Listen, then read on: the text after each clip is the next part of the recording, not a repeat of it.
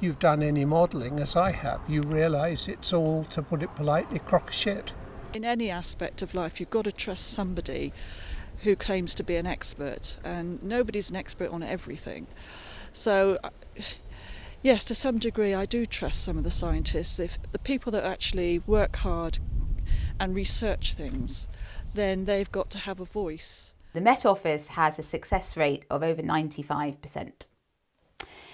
People remember when they get it wrong.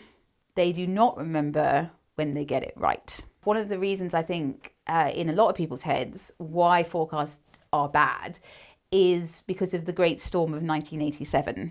I was 3 months old at the time, so it was a while back, but it was very poorly forecast. The reason being is what we call a stingjet storm, which is where you have really high winds at the surface. And we'd never had one in the UK before. Interestingly enough, last year we had a similar storm come through, perfectly forecast. Right. Why? Because we understood our mistakes in 1987 and we spent decades improving on the forecasts. But sometimes they are wrong, and that is because weather is very dependent on a multitude of different things happening at the same time. Climate is the average. It's much more predictable. And also it's over a different time. So we think of climate usually within 30 years or more. We have observations of temperature records, rainfall records, going back more than 100 years across the globe.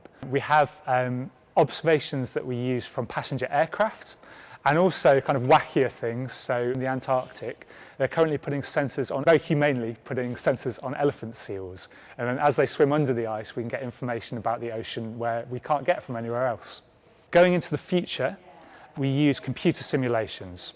And this supercomputer can run 14,000 trillion calculations per second. That's more than 2 million calculations per second for every single person on this planet. And we say, what will happen if we emit this amount of greenhouse gases into the atmosphere? We're not trying to give a weather forecast for July the 25th, 2071. That's impossible. What we're trying to say is, what will the average conditions be from, say, 2050 to 2080? So we have a lot more confidence in saying what the average climate conditions will be in the future than we would for a longer-term weather forecast. I would say that actually the climate projections have predicted very well. They've actually, I would think, underestimated the impact in the Antarctic, for example. So what we see in the Antarctic is actually less sea ice than predicted.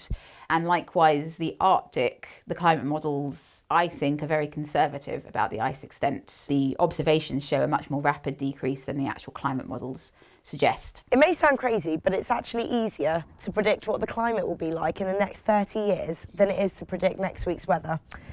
So this means we really need to start listening to what the climate models are saying.